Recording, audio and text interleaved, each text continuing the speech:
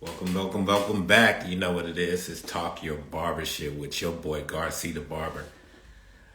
I'm enjoying this. I love that I can sit down with so many awesome people in this industry of barbering and beauty. And we can come on these platforms, not just mine, a lot of platforms that I check out and just hear about all the amazing things that's going on in our environment as far as hairstyling, barbering, and beauty. And then just to have so many people that been in the industry for 20 plus years that had that feeling inside that they want to come back and share and deliver, their experience, but also whatever techniques or information that they feel like they have to, bring it forefront and give these younger or upcoming or even people that have been in the industry and they're trying to figure out their next moves, ideas of how they can make this move and go forward, capitalizing on money, investments, how to save, how to use your money the correct way, how to, learn different ideas and leadership from behind the chair and moving yourself in front of the chair. So, you got all these different platforms and stages where we come together and share our ideas and, just collectively come together to keep pushing this industry further and further as much as we can. It's a new light on this industry from where it was before. And a lot of people are tuning in. You want to know a lot of things from why we charge this, why we do this, why do we feel like we have to, move in this type of direction now.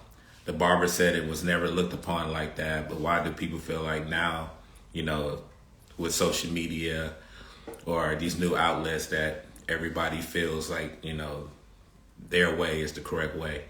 No, I just think that, now we're in a system that's correcting itself, correcting the industry, correcting the barbering and beauty industry the right way, and that's all we're doing is setting the new standard and giving you what you didn't know before. And like I said, to have so many people that came to my platform and spoke and shared, it's been a wonderful thing. So I got my boy on here, been in the game for 20 plus years, coming to share his leadership, his wisdom about this industry. I cut my way out. I love that saying. I love just the value, the lift from that. I definitely want to tackle more about that, get an idea of where that came from and why he chose that saying. So enough about me. I'm allow my guest to come on and talk his barber shit. So let's go.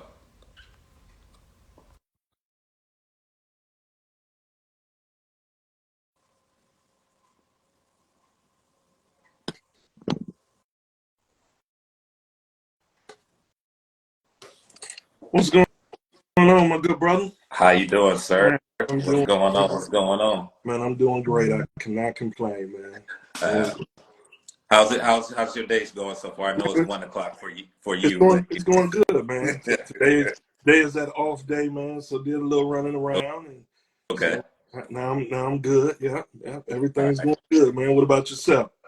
I get up and I do my morning workout, but meditation. Okay, Spend time, talking with the missus about a lot of things, okay. making sure, her day is fine before I jump and tackle everything that I'm working on. So it's all about, finding your value and what you want first, and then you be able to tackle everything else. So, that's what I try to do every morning is give myself a breather, a overlook, not too focused on the negative and try to, venture through that and find the positive in everything. So, yeah, Absolutely. yeah. So, That's what's up. uh, thanks for asking. Yeah, no doubt. So, just to give you a snippet of what Talk Your Barbershop is about, I know we've been following each other for a while, and I've been checking out your platform. You've been checking out mine, Absolutely. and I'm glad to be in the same room as you and to see the wonderful things that you're doing. and you know, it's going vice versa. Like what energy you putting out, positive energy. I'm hoping that I'm doing the same thing, and Absolutely. you know, we can look at each other and be proud of each other within this industry, because that's what it's about. No doubt. Talk Your Barbershit created itself during the time, a little bit during the time of the pandemic. Okay. I was in school trying to figure a lot of things out, like a lot of people were, especially that was trying to complete their hours and move forward in this industry. So Instagram, social media gave me an outlet to reach out to a lot of people that was going through the same stuff, and just wondering like, what road should I take, or should I just sit back, or are we gonna have to start all over? Are we gonna lose all the hours of the time that we spent in these classrooms, and it ain't gonna mount to anything? And the school, maybe it's not gonna open, Right. and I'm gonna have to find a whole new school over. So these was just like the conversation that we was having, and then it just branched out to being something more than I could ever think of, like having so many large platform barbers come on my platform, speak, share their wisdom, share their thoughts, and you know, I'm just happy that you know I'm able to do this, and you know, I could see the ideas of what I want, but I'm just allowing it to flow organically the way that it should flow on its own, because that's how it started. It was organic, so I'm not trying to do too much extra or whatever, but anything that I can learn or see from, you know, Right. people like yourself that are doing it, and whatever things that I can, you know, kind of tweak to make it better. That's what I'm looking forward to. So I know you've been in the game for 20 plus. Yeah. Yeah. Uh, Yeah. I cut my way out. Wish we go dib and dab in Okay. that a little more. Okay. But let's talk about like what got you started. What made you say, "Hey, this is the industry I want to be in"? So interestingly, I've been cutting for 20 plus years. I went to barber school back in '90. I grew up and I'm in Champaign, Illinois. It's a small town, Yeah. University of Illinois. It's university town, and my uncle was a barber, right? And so I would go to the barber shop and always enjoyed the atmosphere. So it was kind of funny because my early years, I said, well, I would like to own a barber shop. But I was also an athlete, right? So I hooped and whatnot, and so that was my first patch. And so um, I wanted to do that and went to college. That fell through. That didn't take place. And so I was just kind of out here just trying to figure out what's next, because a lot of athletes get so engulfed in the sport Yeah. that they don't think, if they don't make it in that, then you're wondering what's next. Right. And I was in that space, right? I also had kids early. So my first semester of college, I already had 2 children. Yeah. So it was always a part of my life, but I started once I had children. Said, "What's up?" I said, I got to figure out something. So I started working in the local school district, because I've always been a people's person, right? Okay. And I love children, so I started working in the local school district, and I did that simultaneously with the barbering. But that was the avenue that took care of the health care and the benefits, and having a family. I'm married. I've been married 23 years. At the end of the month, will be 23 years. Right.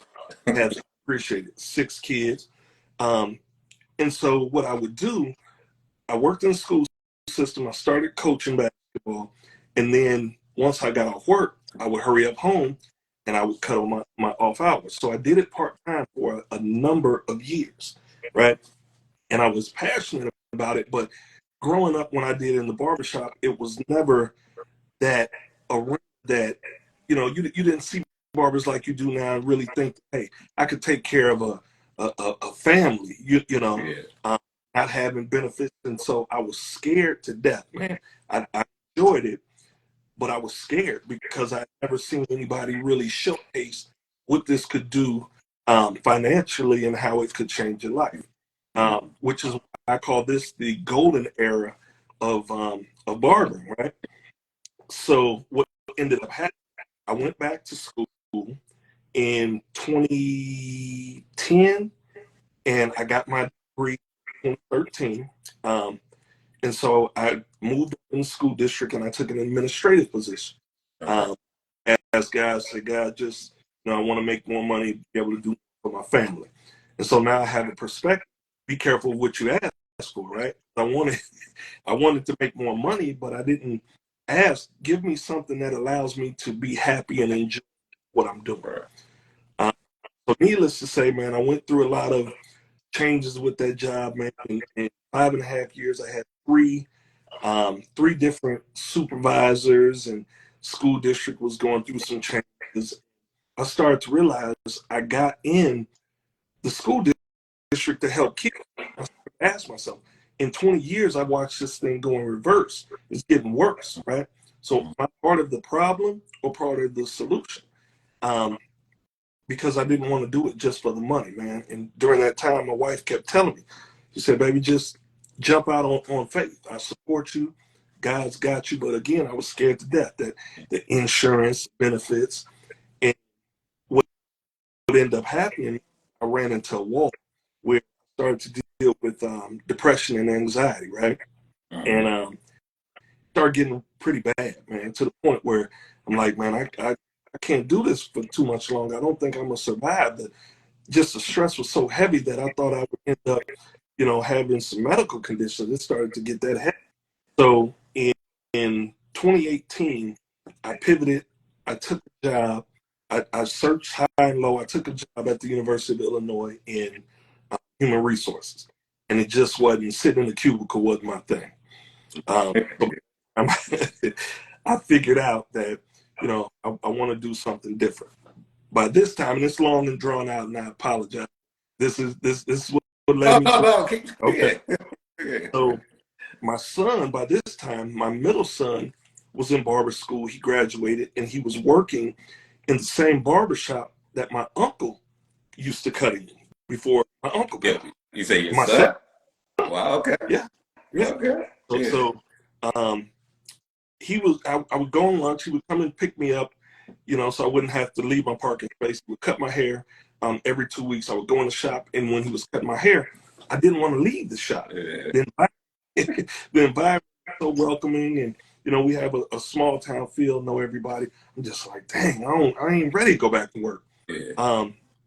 And so during that time, and it's so crazy, man, how just the systems that do you when you're taught to work for other people. So I ended up leaving there, but I went back to the school district in a much lesser capacity. So I worked my way up. I was making roughly $67,000 a year in an administrative position.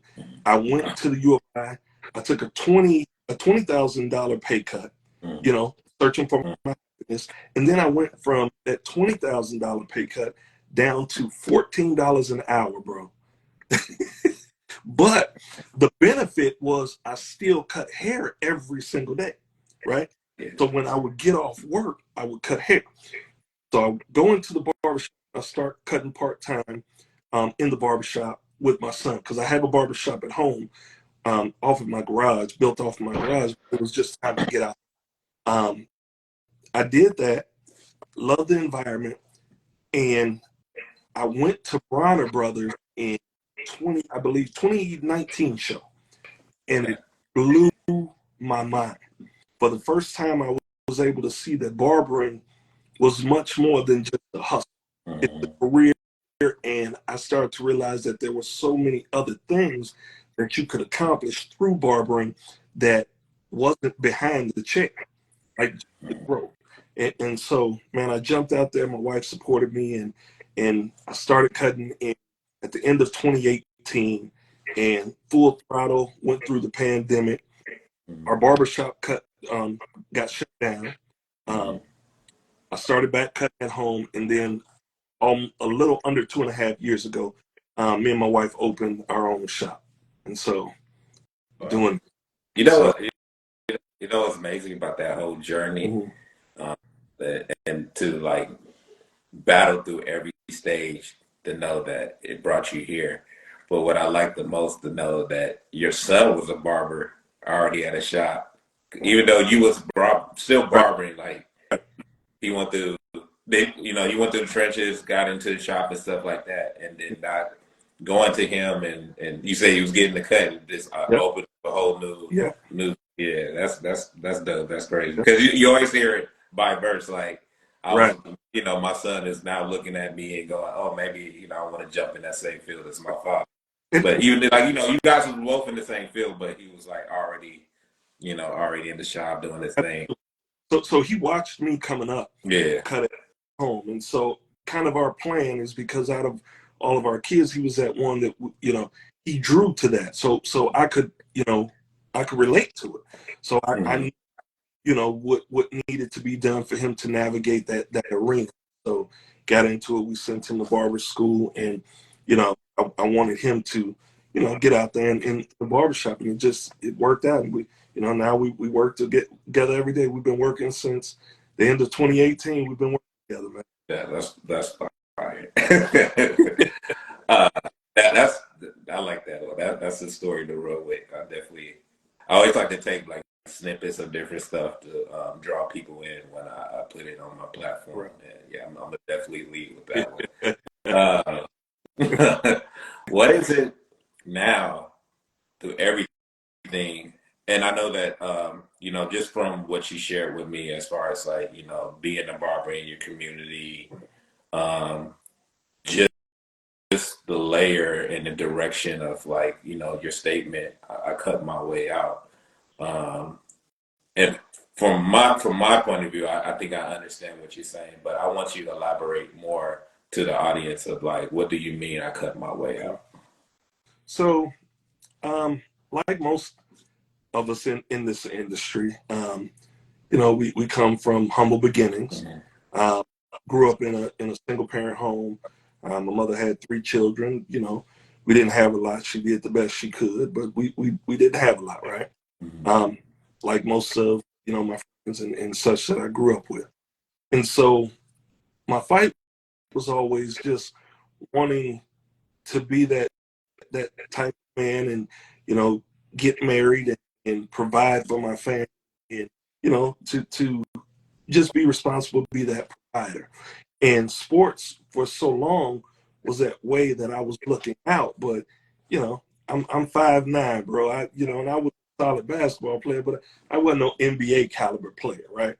And so just searching for all these years, trying to find um, that passion and what could put you in the position to take care of your family, but also give you that feel good about what you're doing. You wanting to get up and do it every day. And so I struggled, man. I did a little bit of everything, man. I've hustled. I've done some things I'm proud of, but God always covered me for whatever reason. I had homeboys who, ended up getting jammed up, doing jail time, but for whatever reason, God covered me. Guys I went to school with, dealing with drug addiction and alcohol addiction, all kind of stuff. So I went through these journeys, and then I hit that wall where I started dealing with depression and anxiety. And I know, mental health has become, almost cliche, but, we in our communities, we deal with it so often. And back then we didn't know what it was. And I'm sure I dealt with some of that, but just couldn't put a name, to it.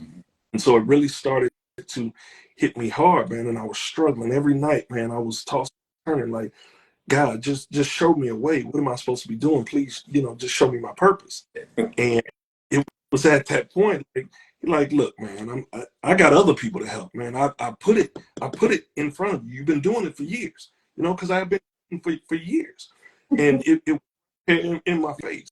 And Yeah. so it was one of those things. I'm sure you're familiar with the rapper Nas. Um, Oh, Nas, Dave East, and Louis Miranda. He does the what's the name of the show? It went on in New York for a long period of time, but he does the shows in New York. He's a poet. He writes. So they wrote a song called "I Cut My Way Out." I mean, I wrote my way out. So it's yeah. poets, you know. And one day we were in Atlanta, me and my wife, and I draw a lot of inspiration from Atlanta because you see so many people that look like, you know, really carving their path and doing a lot of entrepreneurial things. And so we were getting ready to just kind of hit the streets of Atlanta, and we were ironing, and you know, we had our little speaker, and it came on. I wrote my way out, and it was just inspiring. Like I cut my way out. I had finally got to that space where not only financially, but you know, spiritually, you know, I was just in a much, much better place. And I felt like through barbering and through the clippers that I had cut my way out of all the things that I had went through since being a young man. You know what I mean? It paved the way for me, and I made more money cutting hair than I made doing any job, any hustling. You know, it's provided me freedom. It's provided me the creativity. And so for me cutting my way out, it was just like it took me out of that depression. You know, it took me out of poverty. It took me out of a lot of things, and it gave me a for sure path. And so when I say I cut my way out, that's what I mean, and in a literal sense, man. Because without these clippers, man, at this point in time, I don't know where I would be or what I would be doing. Yeah. Yeah. It's a lot of key things that you shared in that layer of like giving detail, like your journey. First one was what I thought about when you first started getting into explaining your journey was that someone, like you said, within your family, I don't want to miss, you know, screw what the delivery, but someone in your family was the like kind of like pinnacle of getting you into haircutting, right? So I watched my uncle, you know, my Okay. dad's side, he was a barber. Yeah. Yeah. Okay. So it's crazy to know that we be having so many different layers in front of Right. us, positive layers, but in ourselves, we always trying to navigate and find our own Yeah. peace. And like you said, basketball, you know, we a lot of us, the Right. young Black Americans, we always be like, man, you know, I wanna go hoop, I wanna, you know, Yeah. and you know, it's a great industry. It's a great field to hopefully, you know, you can, you know, use that to go through school and hopefully make it to the next level. Right. Um, then once that dream is kind of like taken away, then it's like, okay, what do I do next? What is it that is going to fulfill me like the way I felt and the passion that I had when I was on the court? You know, the camaraderie of like being with my brothers and going through these wars and you know walking away from it feeling, you know, with pride and happiness. And then, you know, when we are out there and we're away from that, we're trying to figure out, you know, you spoke on depression. Yeah, a lot of us are not knowing why are we depressed or why were we going through so many things that make us feel like, why, man, I'm not worthy. Right. Or you know, we questioning things on value. Like, Right. okay, if I can get this, then I can feel better about myself. If I can have this, then I can feel better about myself. So, you know, they always tried to find different layers of names of like describing us, but that our depression or what we going through. But and we try to shy away from that, especially men. Yeah. We be like, you know, I don't need to talk to nobody about what I'm going through. I don't need to share or overload what I'm feeling or why I'm feeling like down and stuff like that. Especially black men. Yeah. Yeah. It gets harder and harder the more you grow in life and the older you get, especially in times where you feel like, man, like, damn, did I waste a lot of time? I wish I could go back and change this, and hopefully, if I change that, this will have me in a better situation than I am now. But what it, from what I'm understanding and what I'm hearing from you is that, you know, I got back. No, God brought me back to where I was supposed to be from the beginning. It is he put me on a road to go through whatever I needed to go through Yep. to bring me right back here.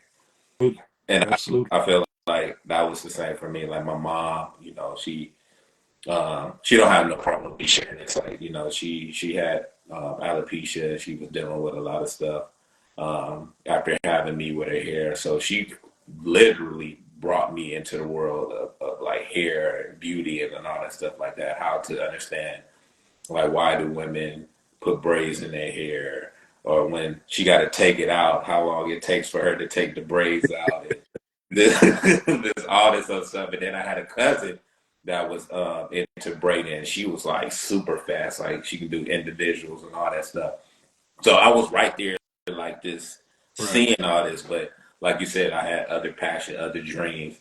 And then later on in my life, you spoke on that too. Your wife gave you the Yep. nudge to get you out there and say, "Hey, no, it's time for you to, do this. You have it already in you. This, go share it with the world." And that was the same with my wife. She saw it, spoke on it, and was like, "Go do it." And I did it. Now, now I'm sitting here and now I'm talking about barbering with you. Absolutely. Yeah, but what is it that with all social media? I mean, we both are using this platform to voice our thoughts, connect with so many people, open up a new variety of different ways to share. Like me, you having you share your journey that will, trigger my thinking and still keep me on the same path to keep, moving forward. And there's a lot of young individuals that's coming in this industry, male and women. But you do have people that have been in the industry for 10 years or 15 that are trying to find new outlets and new ways to reinvent themselves in this industry and push themselves forward. What is it that you're enjoying still seeing all this, and what is it that you feel like more people should like kind of eliminate and kind of hone in and focus more on instead of just trying to do everything that they're seeing all these other barbers are doing? So, the one thing that I'm enjoying is, like I said, I think this is what I would call the golden era, right? And we've never seen a time in barbering like this where it's allowed us to um, make a living the way we're able to, um, doing something that we're passionate about, right? And so being able to see that and use the platform to create relationships and see what other barbers are doing, being creative and being artistic. People used to frown on the enhancements and things of that, right? But being able to use those things to elevate your artistic abilities and the finances. And so that's what I love, is that in the industry, it's showing us that there's no ceiling. I mean, even to the point where now men are getting the hair pieces and the beard, you put a beard in his face. So just all the creative, things that are coming from here, and how a lot of us come together. For example, like you and I here, you're way in LA, I'm way across country, and we're able to hone in, and have a commonality, you know what I mean? And so that's something that I really, really love about this industry, because you didn't see that before social media presented itself. Um, in terms of some things that I don't like, I see a lot of negativity. You know what I mean? Just within the barbering industry, where a lot of people are opinionated, and it should be a fraternity, a brotherhood for men and women, and everybody are going, everybody's not going to be at the same level. But I was able to see, I've worked with some guys that, from a craftsmanship, people may have not thought that they were the best barbers, but they always kept someone in their chair, because it was so many variables that go into barbering that create success. You could be the best barber that I mean, from a craft standpoint, you could be the best barber in the world, but if you're not professional, if you don't have customer service and all these type of things, then you limit yourself. And so whatever the next barber is doing, it doesn't affect me in a negative way. If a person uses enhancements or we don't know what each client. So just showing more love to the barbers, male and female, opposed to always, it's a lot of derogatory things that go on in our industry, and not enough camaraderie between barbers, in my opinion. Yeah.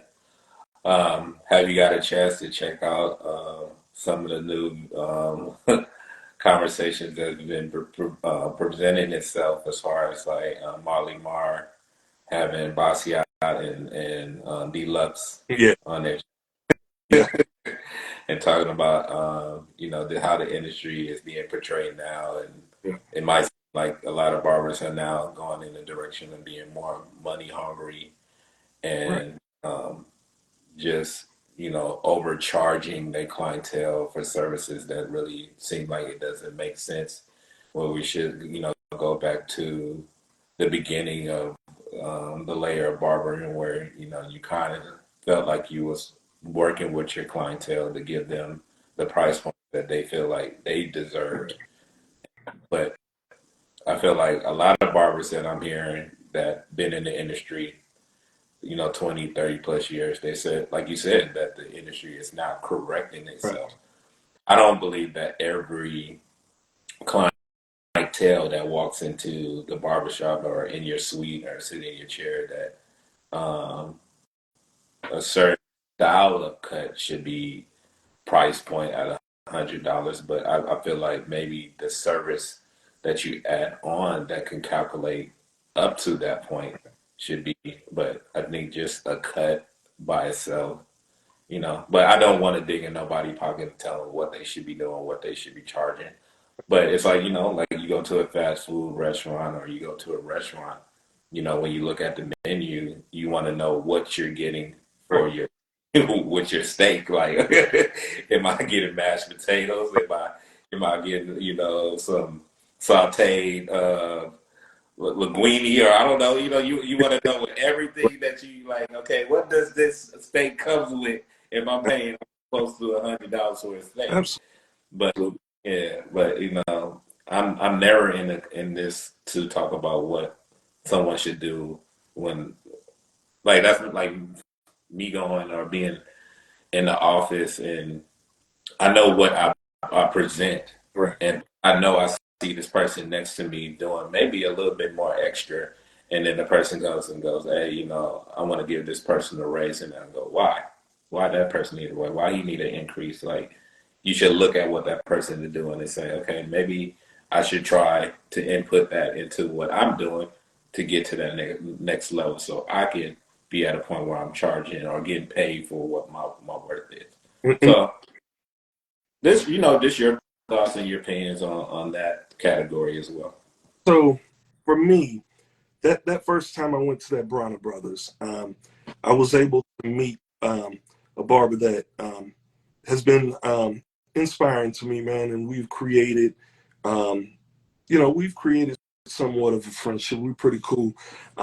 Yusuf Barber out of Atlanta, and Yusuf, he cuts Chance the Rapper, Migo. He's had a number of high school clients. I've been to Atlanta, visited his barbershop. Yeah. Um, was even thinking about moving there at one point in time and cutting in his shop. And the first time I met him, he had a class at Brown.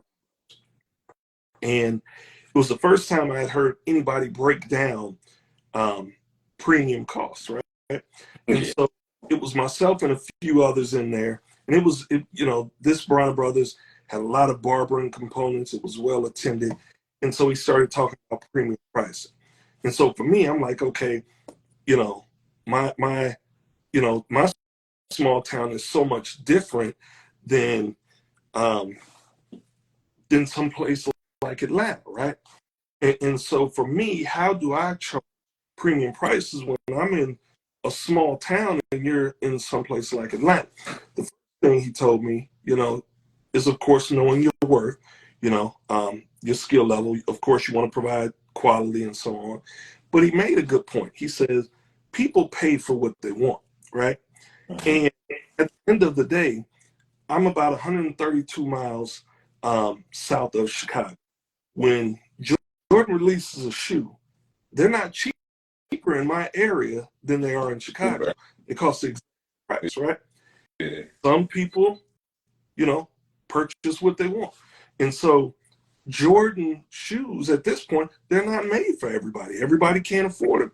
It's a luxury brand. And I think the same goes for barbering. And I think there are levels to barbering. You have some really, really great and super talented barbers. You have, some good barbers. You have some decent barbers. And you might have barbers who are as good, right? And I think there's spaces for all of them, as long as everybody's willing to learn. But, your experience that you put in, what you've learned, I think all these things go into pricing, not just how much the price itself costs. How many years have I spent and how much time and how much have I invested in myself to learn the crafts and trades and services that I do provide? I think that's important too. And ultimately, it's really about what people are willing, to pay for a haircut. Different areas, like being, in California, the cost of living is more expensive, right? So it just depends. But I think there are a lot of different variables. But I do think the pricing thing sometimes gets kind of taken, out of, you know, just how they. It's like everybody wants, guys are coming straight. It's out of perspective. Guys are coming straight out of barber school. And they want $100 because they're seeing some of the best barbers out here, and it steps to everything. And so I think, just wait your turn. If you get to that, that's never my goal to be able to charge $100. It's to make sure that I'm able to provide a premium service or a premium cost, but it allows me to be comfortable. I don't want to put people in a position they can't afford me. Yeah. Yeah. But I also know that I have a worth, and I know what my worth is as well. So, yeah. You see the question? Yeah, you can read it off and answer. It says, "What should be the price of a beginner barber in California, such as myself?" I think that's because I don't know what the rates are. There's so much going on about the rates, and even my co-host Shadow Barber, we were talking last week on our platform, and he was saying, what should be the base price just across, and I think there's so many. He and I sometimes we agree to disagree, right? And I just think there's so many variables that go into it. So that would be a better question for you, just knowing the area and what people charge out there. I was about to say the same thing. So for myself, that's in California. I'm based out of Inglewood. You got a different layer now, so because I'm close to the sulfide. So now you're seeing a variety of different changes and growth, and the economy is really starting to shift itself and grow itself. But I'm still in a prominent area where it's still middle class. Okay. So depending on how I market myself, being someone that's a new barber, you always like you said, you always want to check out the layout of your proximity of like where am I at and Right. what is around me and how would I justify my price upon the stores that's around me, the location that is Right. around me, the people that I see that's around me, and then you can know that okay, just off of that, I can understand that my customers that will be walking into my shop might roughly will be able to pay a $25 to a $40 cut. Right. Then once you get into an area that you feel like it's more of a higher value and the setting around there of customers that particularly carry themselves a certain way, maybe dress a certain way, maybe live a certain way.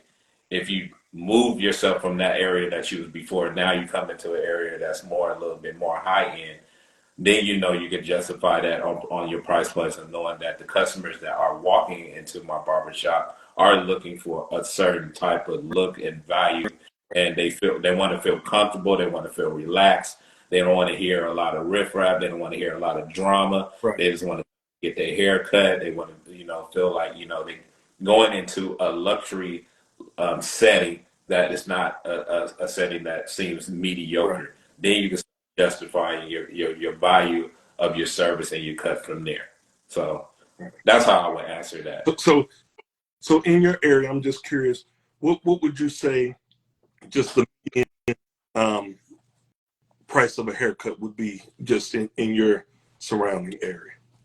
I mean, I've been in my area for a little bit over 3 years now. I worked in Melrose, which is like more Hollywood area. I know they was basing their price points from 50 and up. Okay. When I came into the area I grew up in, which is Inglewood, I kind of already knew what to expect and kind of justified my price points. Like when I first came in, I was charging 30, Okay. and then I moved up to like 45. But now I'm basing myself out between 60 and 70, depending on what. Yeah. Okay. So, yeah. And so, because it's interesting too, because booth rent in different are different, right? So where booth rent is typically between $125 to $150 a week, right? So how much is it? Yeah, you have to be choking on that one because it's way different out here. So what would be the going rate out there? Man, I'm not gonna say the name of like certain locations, but I know certain spots that I have passed through and had conversations with people that have worked there. One was 500 a week. Another one was 475 a week. I think the lowest that I came across that one of my guys worked at, because it also depends on the area and what's around there and kind of like the environment. I think it was maybe like 250. Woo. And so that in of itself, right? Yeah. That's one of the most important variables, right? Because you go to California, cost of property expensive, than a lot of places, across the U.S. So that's definitely one of them too, to push that price point up. So I just think it depends. Yeah. And it's really, sometimes it's hard to layer that in a way where your clientele understands that, they, after a while, they'll, I guess, because of your work, your personality, and if they do feel comfortable of where they come in to get their hair cut, they can start understanding the justification of why you started to increase your price Right. for cuts. But just like starting out, when people start walking in and coming in, you're like, yeah, I charge $80 for a cut. They looking at you like, for what and why? Right. They don't really care about like, what you got to buy as far as your tools, the products that you use on their hair, Right. or all the different capes and stuff like that. They don't want to hear, or like you said, the chair, the rental. They don't want to hear none of that. They just want to know Everything. Yeah. Everything has went up. Cost of flippers and insurance rates, everything, and so, just inflation in and of itself is drive the just is what it is, man. Well, I think I asked you this question, but I want to kind of go back to it. Like, what is it that is something that you maybe not change, or I guess it would be because you're going back to have the conversation with your younger self at a particular moment, knowing what you see now and what you have now, everything that you build now. What would be the advice that you would give your younger self? Like, hey, we might be here, but maybe that road or that thought that you had at one point, maybe we should have just stuck to that journey and kept pushing it forward. Or do you just feel like what I went through, how I went through, got me where I'm at now? I think timing for me was everything, right? Because I ended up really falling heads over heels for the passion of barbering when it's at that golden era. You know what I mean? Where I've been cutting, but now when I engulfed myself in it has been the time where it's been the most lucrative.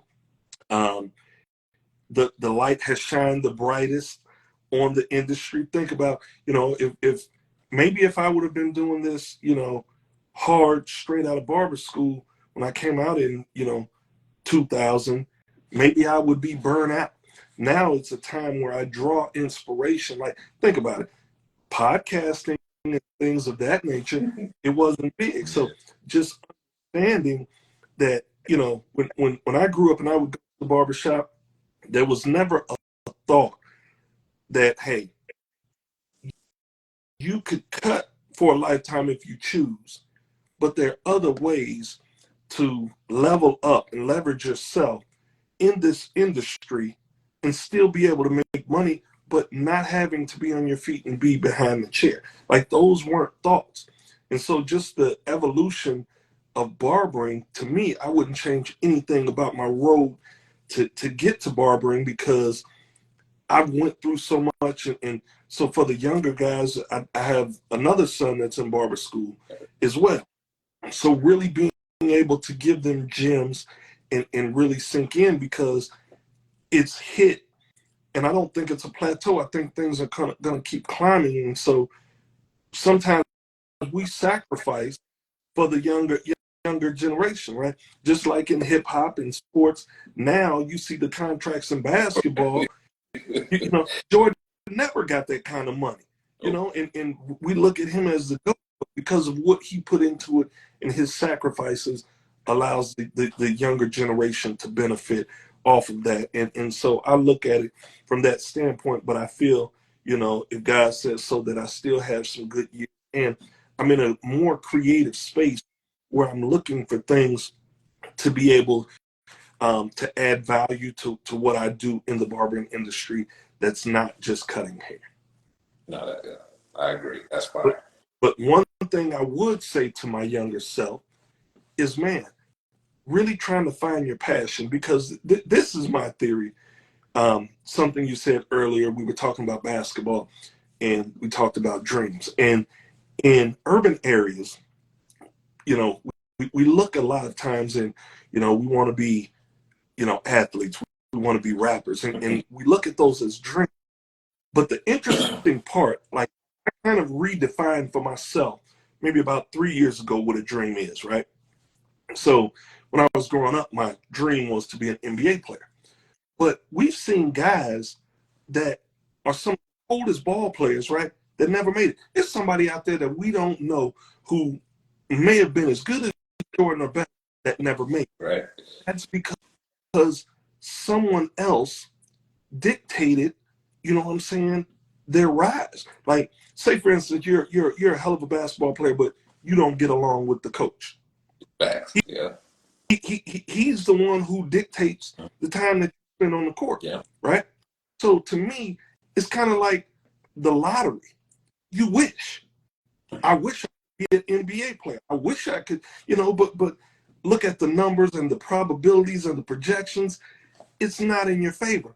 But if we, as barbers, say, I want to own 10 barbershops, as long as we do right by our money, what's stopping us? If that's a dream, if we do right by our money, if you go to a building and you got the money that they're asking for, nobody's going to turn you down from buying that building. 100%. Whether they like you or not, yeah. it's business. Yeah. And so I just kind of, from that aspect, and I redefined what a dream is, but it took me living in my purpose, and what I'm comfortable and what I love doing. Well, we have another question. Being a new barber, what tips do you guys have for getting the time down on your fade and being fading technique? So for me, man, being a better fading techniques. So for me personally, a lot of things I learned early on were just kind of trial and error. But as far as the time part first, I started to kind of set my clock, right? And I would set my clock, and I had a time frame, because you first start off, you're doing that hour 15 minutes, and looking at everything. Yeah. Clock, but also I started to understand that if I had kind of a set way that I went about things, for most of my heads, then I started to understand that as I started to set that clock, that it would decrease my time, right? Um, Also, once social media got big, YouTube and things of that nature, going to hair shows, people, and it wasn't something that was thrown upon me because in my area, barbering is looked at a lot of times as a hustle. So when I started going to barber shows and watching YouTubes, the Jeezy, the 360 Jeezys, and all these different guys, blends and guys like that, and I'm watching fading techniques, it started to help me with some of those things. We're never too old to learn. And so, as a young barber, man, take a piece from here, and incorporate it in your own, and kind of put yourself on the clock, and know that you're trying to get better, and you're trying to get faster, and you're trying to be efficient. That's how I was able to work up to now. I can do a head in 30 minutes, but I set everything at about 40 minutes. Yeah. No, that's great advice. I couldn't say it any better than that. If I would have delivered the question or answered the question, I would have answered it definitely the same way. Um, Good. I love this question because then it brings me back to schooling and apprenticeship. Because I felt like he spoke and said being the new barber, and I don't know if he's out of school or if he's in school right at the particular moment. But I know in school they don't really focus on that. It's more just about the book, learning all the information that you need for the book so you can pass your test. It's very random that you really get the technique and information you need down during the $5, $10 cuts when you're at the shop. You don't really have someone that I guess that's particularly on you to really hone in and let you focus on what you're trying to get at to a point as far as like your haircut fades.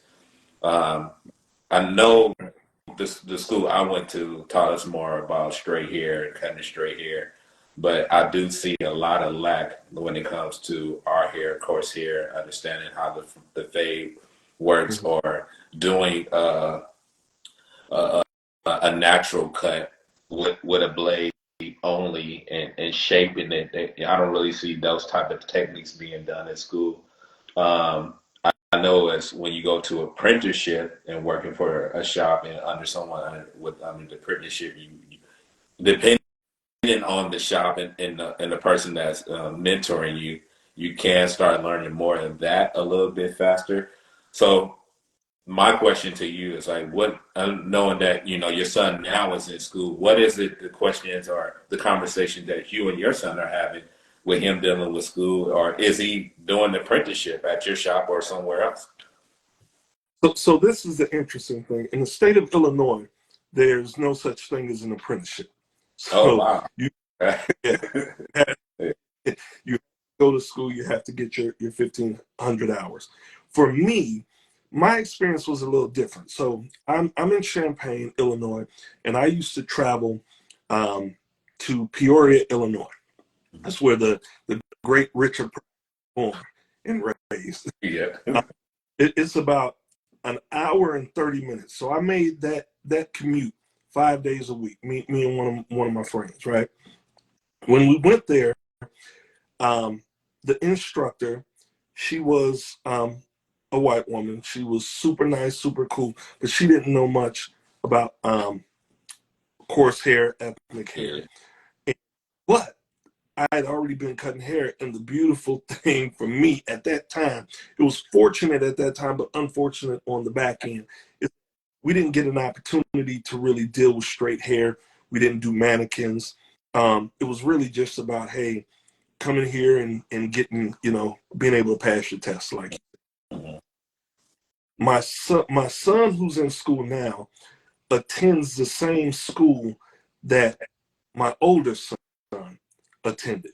And so the instructor has owned like 4 barbershops. He cut. And so he knows what he's doing because he's been in the field. And what caused him to open a barber school is that he had a heart condition, so he had to scale back on the cutting, but he wanted to continue to be a part of that industry and give back, right?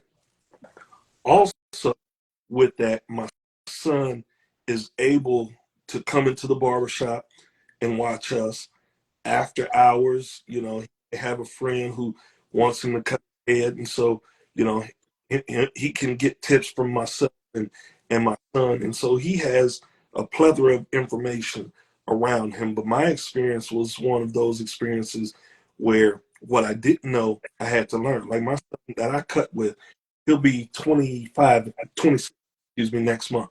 Okay. He's the one who taught me how to cut straight hair. Yeah. You know what I mean? Yeah. But he was that guy because we stay in the university town. It's very diverse. So he played football, he played basketball. So he had black friends, he had white friends. So one of his best friends was white. So he would go to like a sports clips type place and watch his homeboy get his haircut when they were young. Wow. So I'll never forget, I ordered some shears from Atlanta Barber and Beauty Supply, and they accidentally sent me some thinning shears. At the time, bro, I didn't know what the hell they sent me. I'm like, what? But just too lazy to send them back. So they stayed the whole time. Remind you, I said I have a barber built off of my garage. One day I come out, he's in high school. He has the water bottle. He's spraying, and you know, he has the comb, and he's using the thinning shears. Now he hasn't even been in barber school yet. How the hell do you know how to use those? He said, well, I used to go watch Mike get his haircut. And he's the type that if he sees something once, he catches on. Me, I'm more of a hands-on learner. And so that's the benefit that, you know, my sons have, that we're all around each other. But you're right. We've talked a lot on our platform just about the schools and kind of what they're, you know, what they're lacking. And it's interesting because, you know, you watch people come out needing a lot of work in, you know, certain areas, but it's also up to the barber to continue to get that work and get better and be willing to be mentored. Yeah. I want you to speak, you know, about your platform, what it means to you, how did you get started, and what has it given you more perspective about the industry, knowing that you have your own podcast and you having people come onto your show and speak about the industry and you know what is it has done for, you know, your branding and and the direction that you want to go in this area that we all in now. So for me, the starting of it was because, like I said, in my town, a lot of guys look at it as a hustle, you know, and there are not a lot of licensed barbers, you know what I mean? And so I spent so much time between my four walls because I had a barbershop at home. So I can't look to my right or look to my left and somebody inspired me. Like, oh, and he getting down, him, you know, use this technique. So it was almost the equivalent of being in a suite, right? So what it did when I went again to Bronner Brothers, and shout out to Bronner Brothers, it inspired me because I watched other barbers doing things, right? And so that's what, because I didn't have anybody next to me or in town that I could draw from, I started drawing from all these barbers. And when I grew up, you know, going to get, you know, if you didn't have a college degree, you know, not from our neighborhood, but that was like the pedestal of success, you know, American dream, you know, if you get, so if you wanted to be a barber, you could say it in a neighborhood and it was cool because everybody loved a barber because everybody needs to get fresh, right? But, you know, you see somebody and, you know, I'm a barber. At one point in time, you couldn't stick your chest out about that, right? No. It was frowned upon. But it got to a point like, man, this is cool, man. People who inspire me. So I said, I want to be able to celebrate um, the barbering industry and be able to um, inspire and motivate, other people through this platform. And so that's why I created the platform, because like I said, there's so much negativity that you see, but I just wanted to give flowers to those that inspire me and my co-host, you know, and we're able to watch them, and because they're doing what they're doing allows me to know that I can grow in this industry and I can be whatever I want to be in this industry, and that you're creative, nothing is out of the question, there's no ceiling.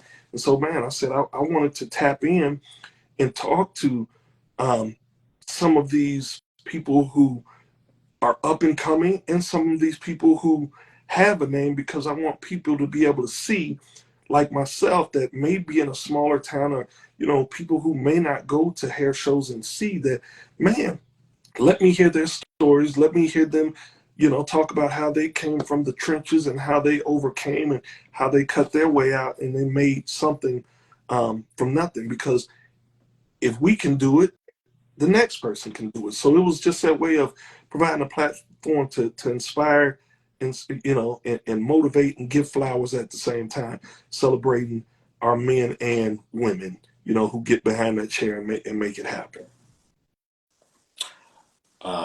I love this question right here. A lot of barbers out here, and where I don't want to. Well, okay, sorry. Let me read that. A lot of barbers out here, and where I am, don't want to help teach. How do you guys think I can get some extra hands-on teaching besides having to watch videos? Um,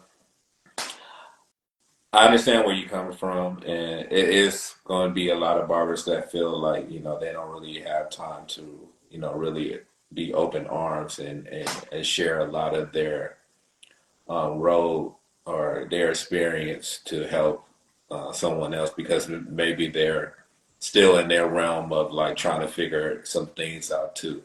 But never give up on that. Still find a barber shop that you feel has a lot of traffic.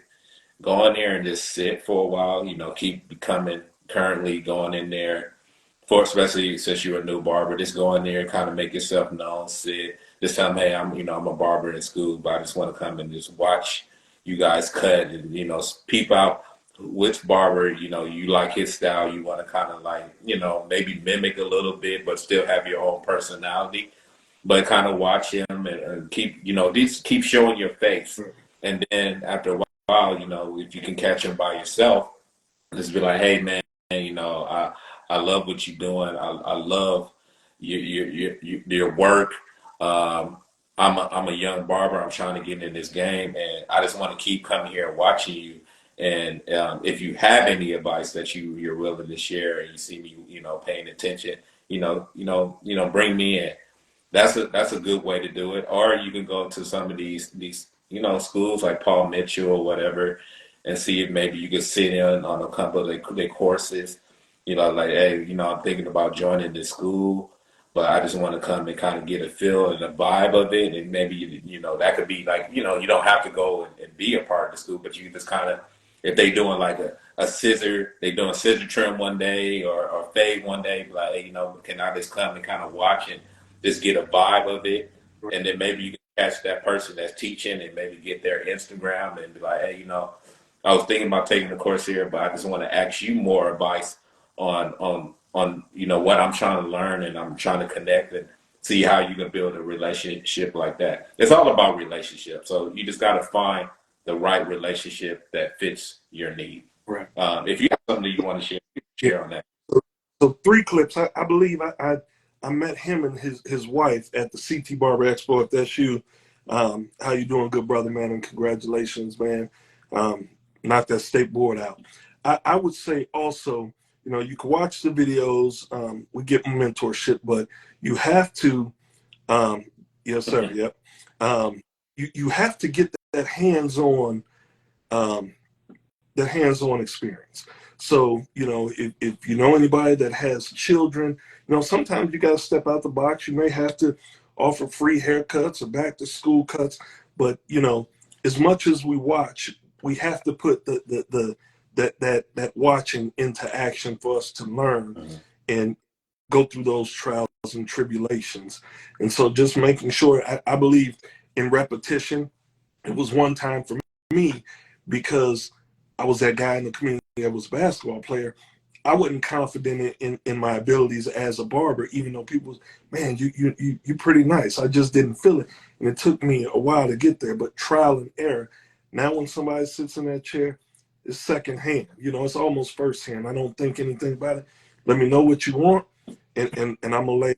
But you gotta you gotta be able to hone into somebody that's willing to let you consistently get that practice, and somebody who trusts you and want to see you grow, because we all started off I started off scarring people. I'm just honest. Yeah.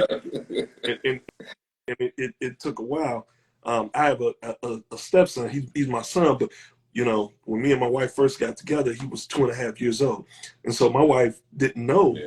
First got I was younger, I used to mess with the clippers a little bit. I said, let me cut hair. By the time my son was born too, he's like, nah, you ain't cutting my baby's hair. Oh, it took a couple of years, and then, you know, that was, of course, my responsibility. But man, just make sure you tie in, and, you know, even if it's going to cut the homeless hair, true. you know what I mean? I've done that. You know, whatever you got to do to get those repetitions in, man, because I'm telling you, if you're passionate about it, you get those reps in, you're going to see a change. Yeah, big lift. Yeah. And it's That one was, more thing, yeah. if you tap in, because this is something that I did. I just started hitting some of the barbers in the DM. You know what I mean? And just, hey man, you know, just picking a brain. By this time I was already cutting, but it might be an idea of something I had. So like you said, that mentorship and relationships are big as well. Uh, I truly want to say I appreciate you coming on here. You delivered above and beyond. I don't want this to be a one-time thing. This is a collectively thing I want to keep doing, like where you have something that you want to share and you be like, hey, I want to, you know, I know you have your own platform, but if you want to share some of your knowledge on my platform as well, it would be an honor to, you know, you hit me up and say, hey, let's talk that barbership. I got stuff I want to share. Absolutely. Let's look at this industry. This is what I want to build in this industry: connection, leadership, a vibe with, you know, so many great people that I see that are doing it very well, and it's continue to grow. Absolutely. This unit. Man, I always like to leave my guests with this, and it's called Law of Attraction. You can, you know, use it as your personal life, or you can use it within your business, or if they both entwine together. How does Law of Attraction, you know, benefit you, and how do you use Law of Attraction in your everyday life? so for me, so for me, it's kind of it's funny because it's kind of been, even before I knew what it meant, it's kind of been a part of my life, right? So coming up as an athlete, guys who hooped and were nice with the hoop, you kind of were attracted to those friendships, right? You just kind of, you know, um, started hanging out, and you know, that type of thing. I'm a big believer, you know, if you surround yourself by nine broke people, you're going to be the 10th one. If you surround yourself by nine criminals, you're going to be the 10th one. Mm-hmm. So your circles and who you surround yourself with is extremely major. You know, if who a person was at at 20, if they're that same person at 30, then they're missing the boat. And if you're surrounding yourself with those type of people, then you're going to be stagnant, and growth is almost impossible. So you have to surround yourself by people who are like-minded, who want to grow, who are willing to continue to learn, because we'll forever be students.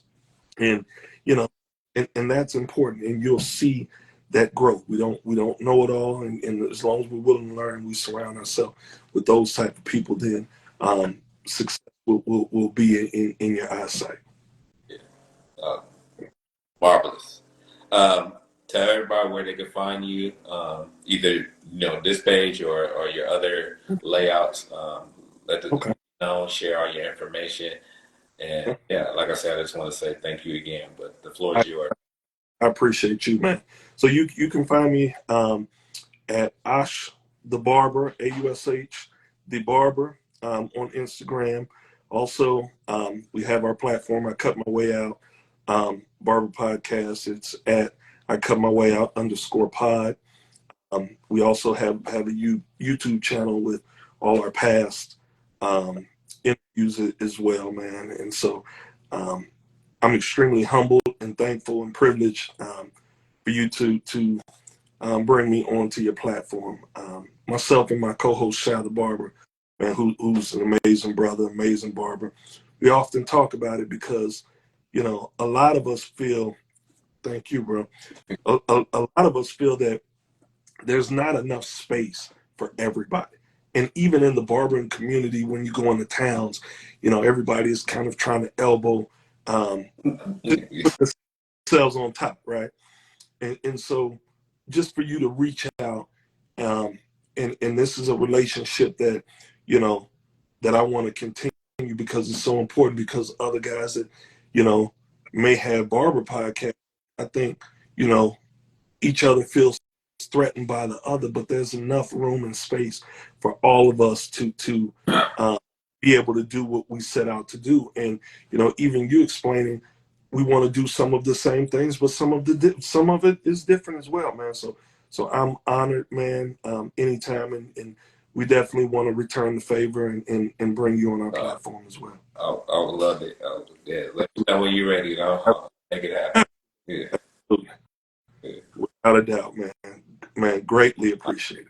I want you to have an outstanding week, outstanding month, and get ready to the new year, because I know you got a lot of stuff that you already prepping for, that you're going to kill it. So let's continue to be great, man. And I just want to say thank you again and have a wonderful day. Thank you. You do the same, bro. Thank you for everybody that tuned in. I will be posting this on my platform, so you can go and watch the video again and again. It will be on my IG live channel, but also on YouTube. So, reach out to us if you have any more questions and you want, that's what we're here for. Then this is what this platform is about. It's not about bringing the industry down or talking bad about the industry. It's all about uplifting everyone that's coming in this industry, everyone that has been in this industry and still in this industry and want to continue to watch it grow and be what it needs to be. So thank you all. All right. Thank you, man. All right, man. Have a good one.